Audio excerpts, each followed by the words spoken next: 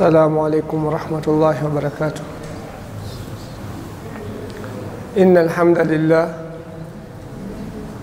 والصلاة والسلام على رسول الله وعلى آله وصحبه ومن والاه.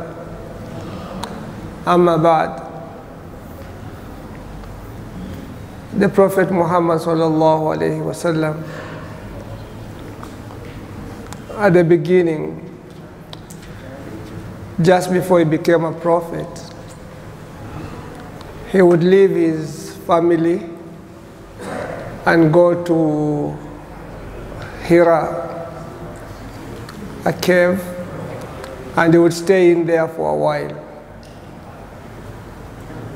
And he would contemplate about the situation around him, about himself, about Allah subhanahu wa ta'ala. Yata'abbad. He used to do ibadah in the way that he knew.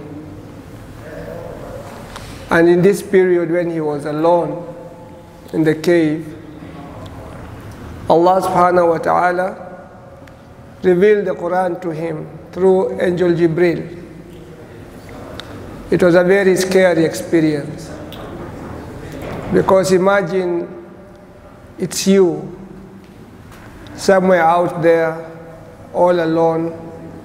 All of a sudden this thing appears and holds you and tells you Iqra. You know it's not a person. Or you don't even have to be out there. In your own comfort of your house, in your bedroom, you're sleeping at night. Then something comes through the roof and holds you and tells you Iqra. You'll be scared. The Prophet ﷺ was very scared. He ran out of the cave. He went to his wife. Zammiluni, Zammiluni, cover me. And that's how the wahi started. And that is also part of how we know that it actually happened to the Prophet ﷺ. Because he was very scared. And that being scared and running and saying, cover me, is how a normal human would react to such an experience. You know, if I were to come here today and say, hey guys, I met Jibril. He just met me out there in that corner and I'm just like this. It's like, hey, did you actually meet Jibril? You are so calm about it. But the Prophet's reaction shows that something happened to him. So now, we are headed towards the end of Ramadan, the last 10 days. We were not there when that happened. But in these 10 days of the last 10 of Ramadan, we have an ibadah that maybe we can somehow make it into this period of Gharu Hira. You go into itikaf, you go into seclusion, although we have many people around you. But it's a time to be alone with your Lord. It's a time when you wait for this Iqra moment, where you take your Quran and you really engage with Allah subhanahu wa ta'ala through the kitab. The Prophet sallallahu alaihi wasallam, it was in the month of Ramadan. Shahru Ramadan alladhi unzila fihi al-Quran. It's in this month that the Quran came down. We can assume it's the same month that the Quran came down to the Prophet sallallahu alaihi wasallam. And it's also the same month where we are supposed to reenact that experience. You know, the other Eid, we have another prophet, Ibrahim alayhi salam, and he is to slaughter his son, and Allah brings a kabsh to him, and he slaughters, and we reenact that with our Eid slaughter. Now this is also a reenactment of the revelation of the Quran. We go to our own itikaf in our own mosques, our own small Gharu Hiras, and we take the Quran and we do our own Iqra. We want to read this experience of the Quran into us. So Shahru Ramadan alladhi unzila fihi al-Quran. And Allah subhanahu wa ta'ala describes this month. He says, Ayyaman ma'dudat. Ayyaman ma'dudat. It's a very short month, like few days. The strange thing about this ayah, when Allah described Ramadan, He said, ayyaman ma'adudat, few days. And the word used for few is ma'adudat. It means less than 10. That's how it's in the Arabic language, without alif and lam, just like that. Jamun munakkar, in this jamu qilla. It's like when you have an alif and a ta, in this sense, it just means less than 10. So it's as if Allah is telling you, Ramadan is very few days, actually 10 or less. Now, personally, I'd like to think of Ramadan as the last 10 days. The 20 days before Ramadan is preparation. We are preparing for the last 10 days. So these last 10 days are the best days of Ramadan. To me, that's just Ramadan. Everything else before is preparation. You prepare for these last 10 days. So right now, we prepare, we warm up, and then during the last 10 days, we really dig in, like now Ramadan starts. All of that before was preparation for these last 10 days. And the importance of these last 10 days is the Quran.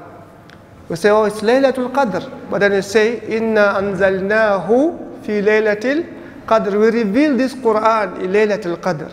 So Laylatul Qadr gets its status from the Quran, the word of Allah subhanahu wa ta'ala. So the more we get into Ramadan, the more we should be getting into this Quran, the words of Allah subhanahu wa ta'ala. And what can you compare to the words of Allah subhanahu wa ta'ala? Everything else is the handiwork of Allah. Allah made everything. He made the heavens, He made the earth, He made all of us. But we are His creatures. And then we have the Quran, which is the words of Allah subhanahu wa ta'ala. It's a different kind of thing. The Quran is not like me, or like this, or like anything in this dunya. It's a different entity. It's the words of Allah subhanahu wa ta'ala. It's incomparable to anything else in this world. We understand it in context. We could just say it like it's a part of Allah that exists with us. So the Quran is different in that sense. So when it's Ramadan, it's time to leave this dunya, go into itikaf, and deal with Allah through the words of Allah.